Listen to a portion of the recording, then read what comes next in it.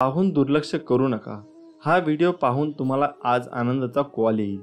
स्वामींची आपल्या सर्वांवर खूप कृपा आहे। जे तुम्ही स्वामी माऊलींकडे मागाल ती तुमची इच्छा आज पूर्ण होईल। या व्हिडिओची माहिती आवडल्यास व्हिडिओला लाईक करा व चॅनलला सबस्क्राईब करून कमेंटमध्ये श्री स्वामी समर्थ लिहायला विसरू नका।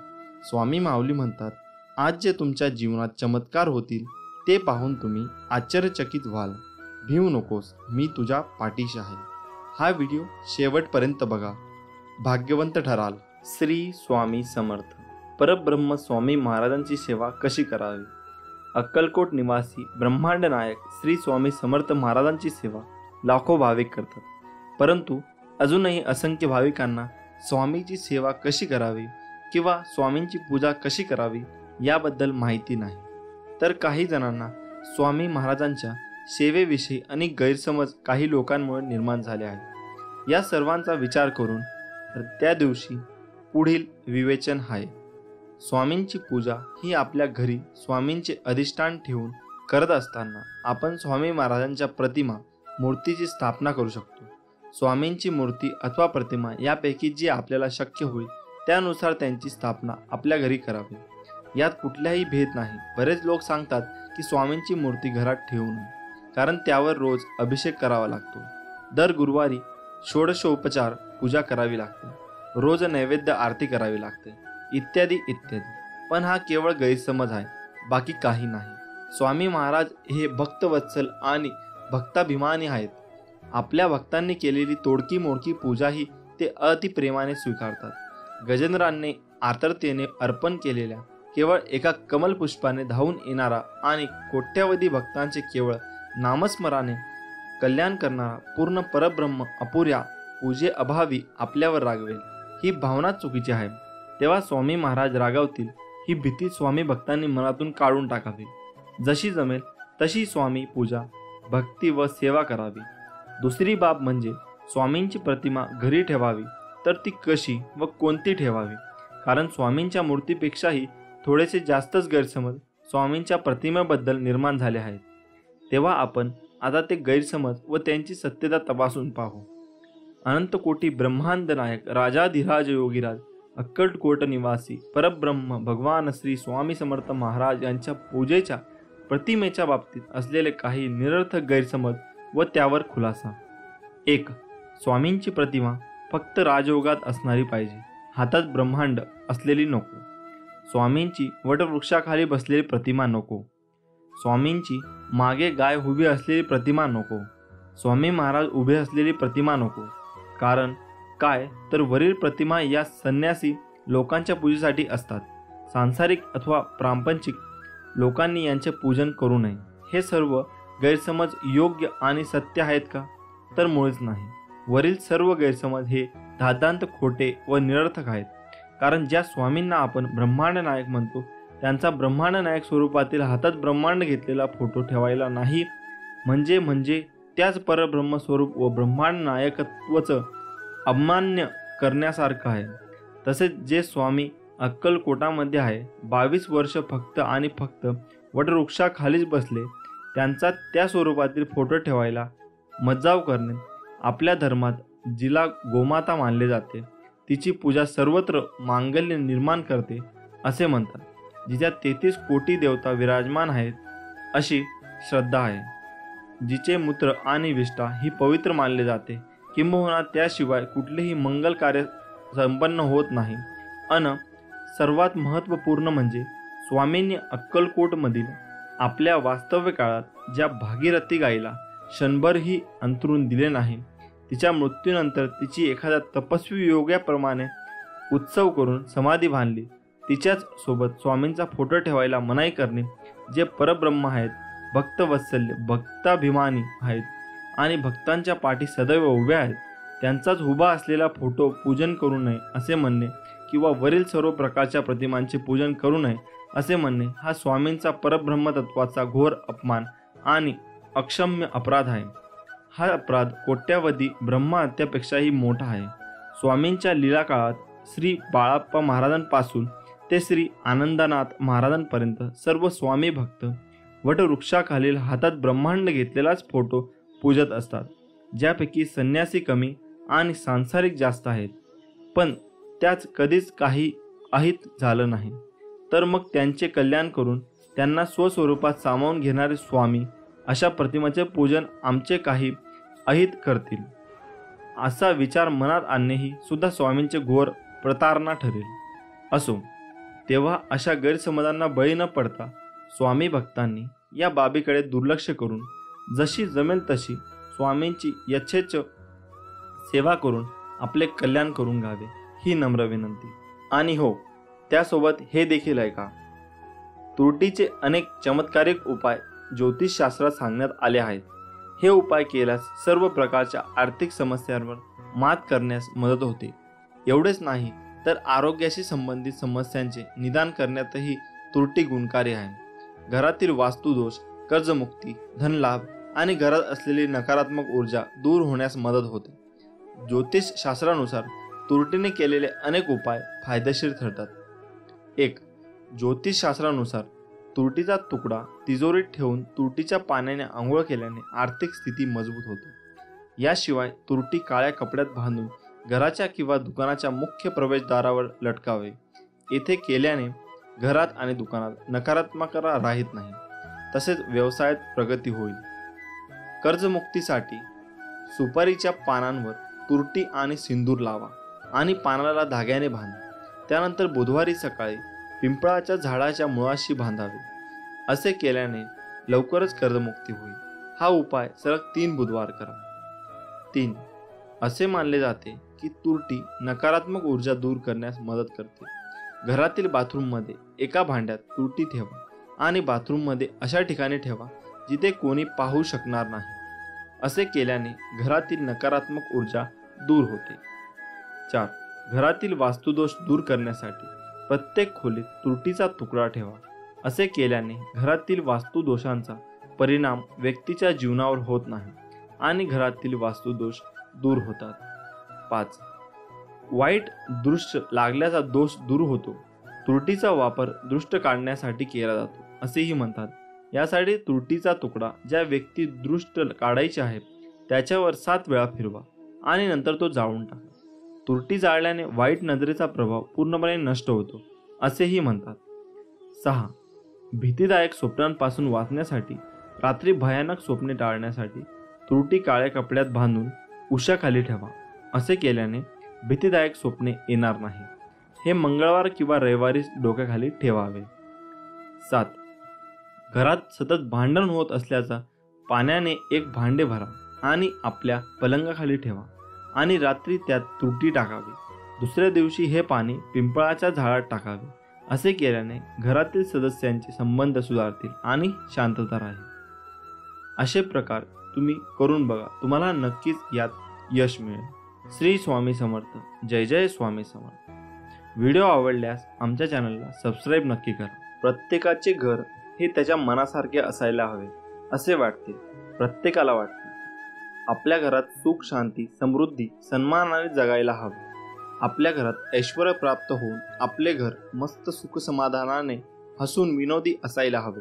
कधी कधी शेजाऱ्यांचे घर बांधून असे वाटते की त्यांच्या घरात एवढे भांडण का होत असेल, असे का वागत असतील, ते आपल्या घरात वाटत असेल.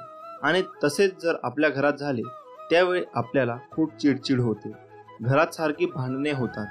कधी बायको तर कधी नवरा, तर कधी सासू सासरे, दीर जाव, तर कधी मुलांवर आपल्या घरात चिडचिड व्हायला लागली तर आपल्याला शारीरिक आणि मानसिक त्रास होतो. घरात कोणी कोणाशी बोलत नाही. दिवसभर रागराग होते. असे वाटते की कुठेतरी निघून जायला हवे. कशामुळे, कोणत्या कारणामुळे घरात कटकटी आणि भांडणे होतात राहतात याची कारण आपण अजूनही समजू शकलो नाही. त्यामागे काही वास्तुशास्त्र दोष असतो का? आपण घरात चांगले वागायला कमी पडतो असे मनात विचार करू लागतो. असे वाटते या कटकटी आणि भांडणांपासून खूप दूर निघून जायला हवे. पण त्यावर ते सोल्युशन नाही ना, त्यावर काही निवारण तर असेल ना. कोणत्या कारणामुळे असे होते ते आज आपण जाणून घेऊया. तुम्हाला येथे घरात खूप कटकटी, खूप भांडणे होत असतील तर घरगुती उपाय सांगणार आहोत. करून नक्की पहा. स्वामी समर्थ सर्व ठीक करतील ही भावना मनामध्ये ठेवा. घरात भांडणे होत असेल तर ते कसे थांबावे? हो, जर घरात भांडण होत असेल तर तुम्ही त्यावर शांत चित्ताने विचार करावा की नेमके कोणत्या कारणाने भांडण होत आहे. आणि भांडण होत असेल अशा वेळी तुम्ही समोरच्यालाही समजावे की तू का चुकतोय, कोणत्या कारणामुळे चुकली. उगाच वाद वाढू नये. त्यांना समजावून त्यावर सोल्युशन आहे कोणताही विचार हा शांत चित्ताने करावा असे समजावे. तसेच घरात सारखे भांडण होत असेल त्यावेळी असे वाटते कुठेतरी दूर निघून जावे, तर तसे करू नका. घरात वाद कधीकधी नकारात्मक ऊर्जेमुळे तसेच वास्तुदोषामुळे होतात. अशा वेळी काही तोडगे आहेत, ते आज तुम्हाला सांगणार आहोत. चला तर मग घरात भांडणे व वाद होत असतील त्यावर कोणते तोडगे करायला हवे. पहिला, घरात घंटानाद करावा. ज्यावेळी तुम्हाला वाटते की घरात सारखे भांडणे होतात, चिडचिड होते, अशा वेळी तुम्ही घरात जर संध्याकाळी देवाजवळ धूप दीप व घरात घंटानाद केला तर तुमच्या घरातील नकारात्मक ऊर्जा बाहेर निघून घरात सुख समृद्धी वाढेल. दुसरा, गंगाजल शिंपडावे. रोज सकाळी देवपूजा करावी. देवपूजा केल्यानंतर घरात धूप व गंगाजल शिंपडावे, म्हणजे तुमच्या घरात सुख समृद्धी वाढेल. तिसरा, घरात फ्रेश वाटेल असे फोटो लावावे. हो, आता तुम्ही म्हणाल की घरातील कटकटीचा आणि फोटोंचा काय संबंध आहे बरं? तर हो, घरात जर तुम्ही देवी देवतांचे फोटो एकमेकांसमोर असेल अशा वेळी गृहकलेश होतो. तसेच घरामध्ये महाभारत रामायण युद्धाचे असे फोटो असल्यास घरात कटकटी होऊ शकतात. अशा वेळी तुम्ही ते फोटो लावू नयेत. तसेच तुम्ही घरात वाघ, चित्ता, कोल्हा, सिंह अशा प्राण्यांचे फोटो लावू नयेत.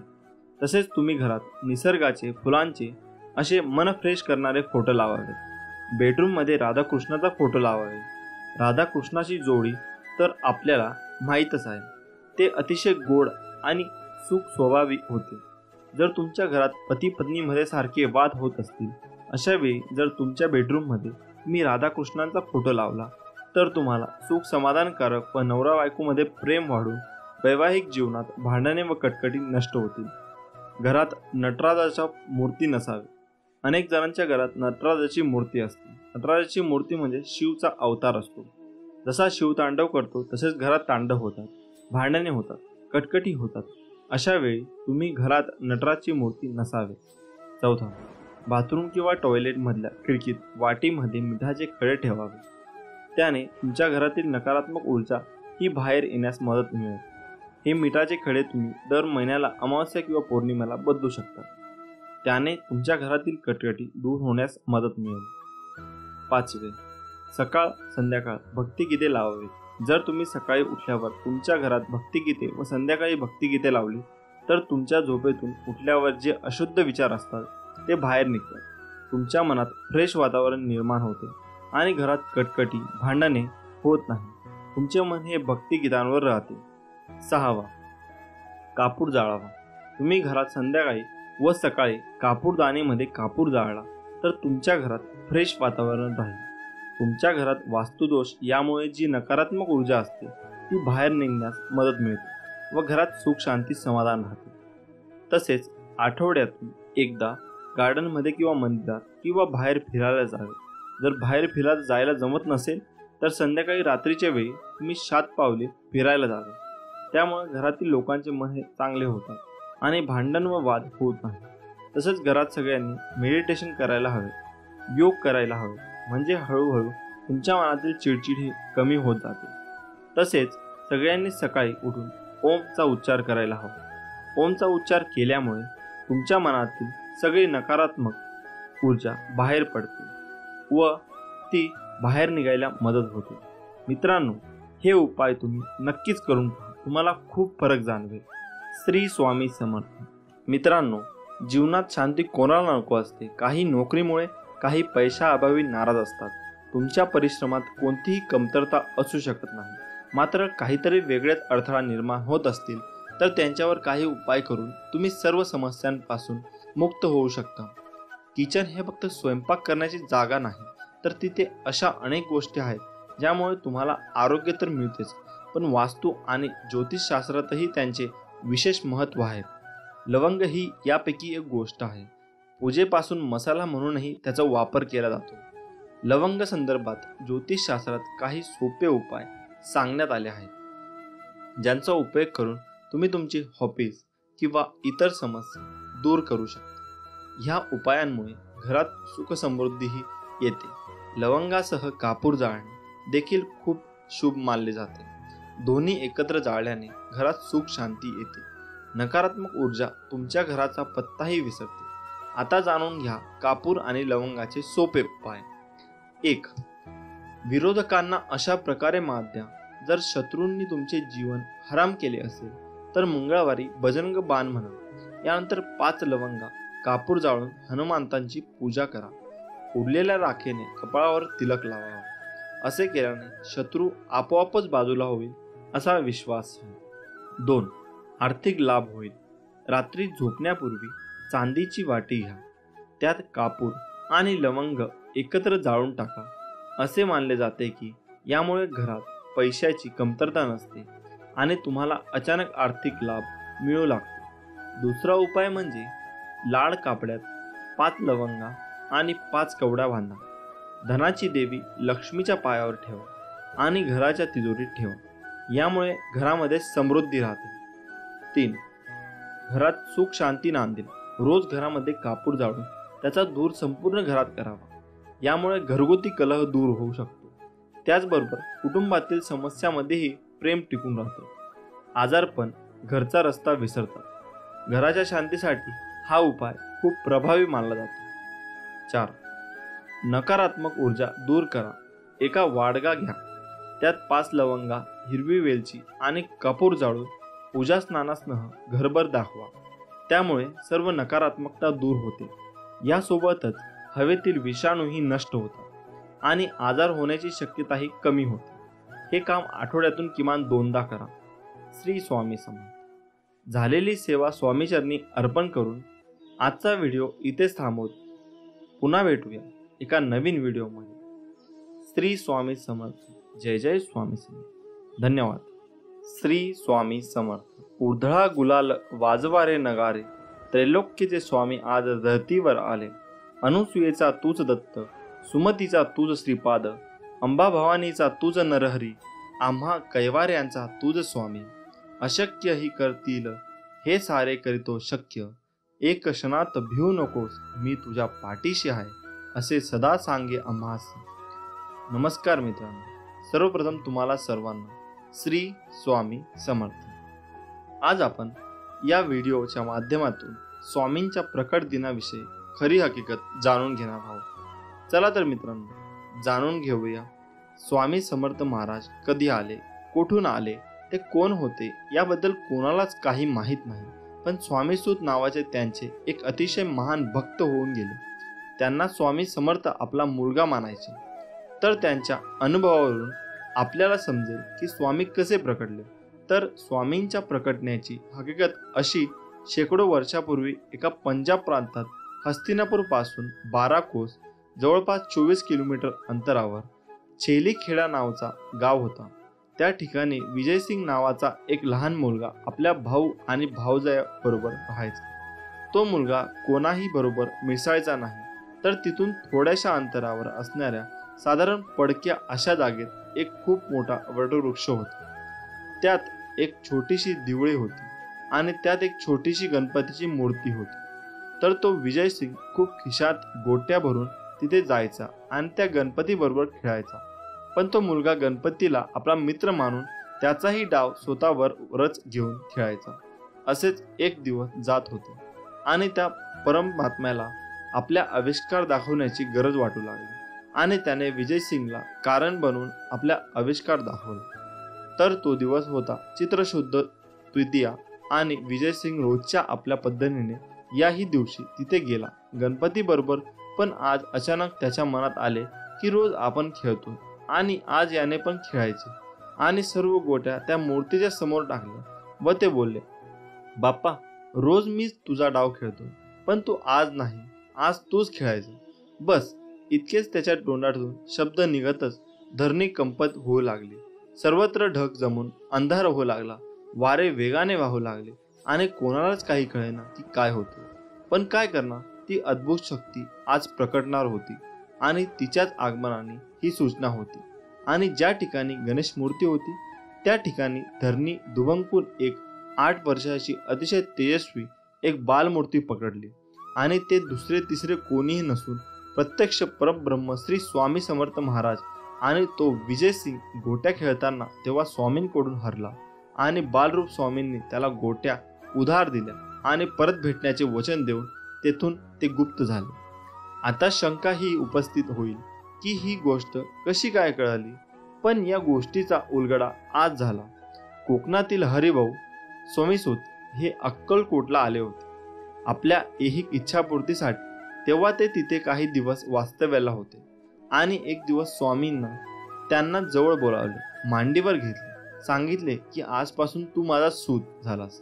सर्व घरदार सोडून दे आणि दर्याकिनारी माझी ध्वजा उभी कर. हे ऐकून हरिभाऊंना रडू कोसळले, कारण ते इथे ऐहिक इच्छापूर्तीसाठी आले होते आणि महाराज तर सर्व सोडायला सांगत आहे. हे पाहून त्यांना थोडं रडू कोसळले.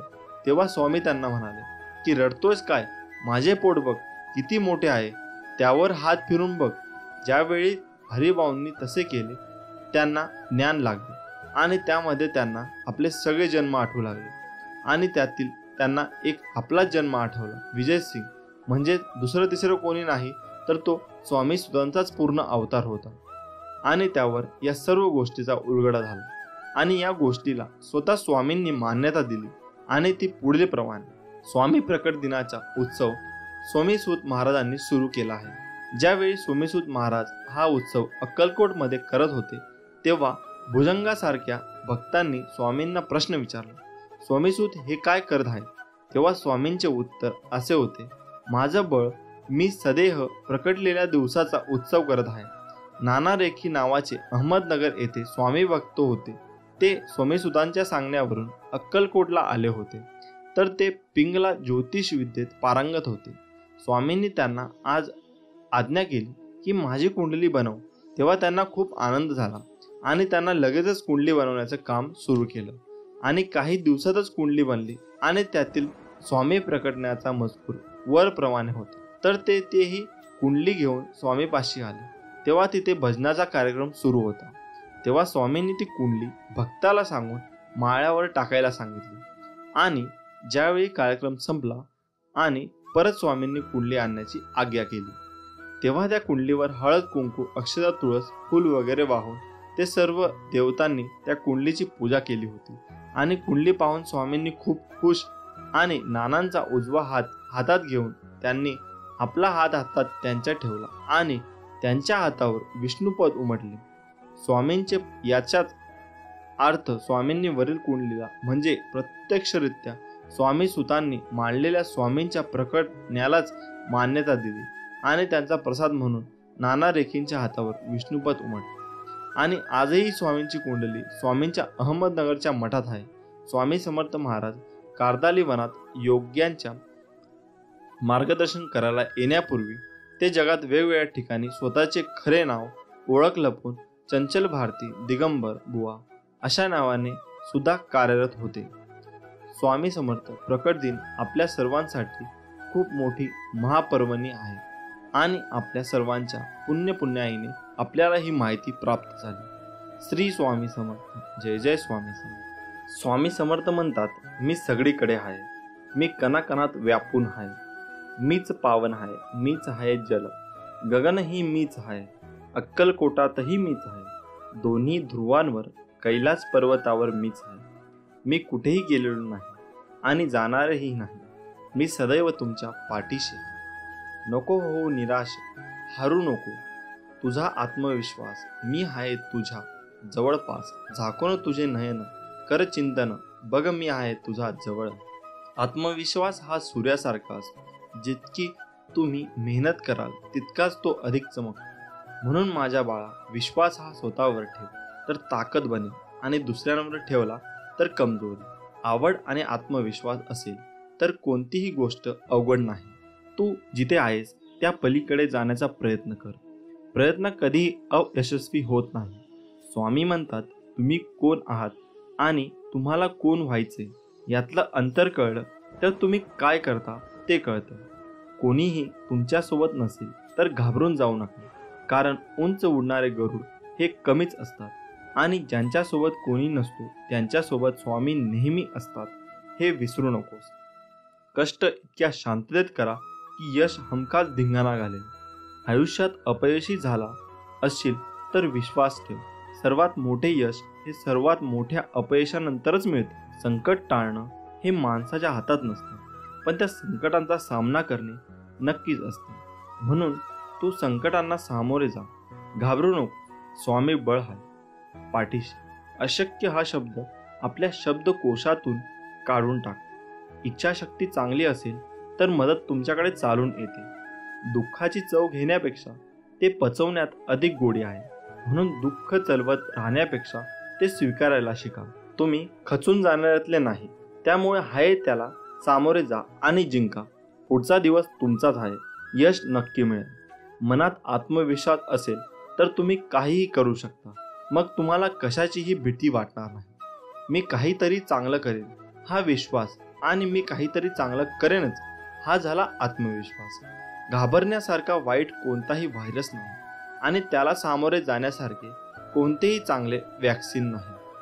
सूर्य मावळतोच ते नवीन दिवस घेऊन येण्यासाठी. त्यामुळे आज जरी मनासारखे झाले नाही तरी उद्या तसे नक्कीच होईल. पैज लावायचा असेल तर तो स्वतः सोबत लावा. हरलात तर काहीतरी नवे शिकाल आणि जिंकलात तर पुढे वाटचाल कराल. श्री स्वामी समर्थ. जय जय स्वामी समर्थ.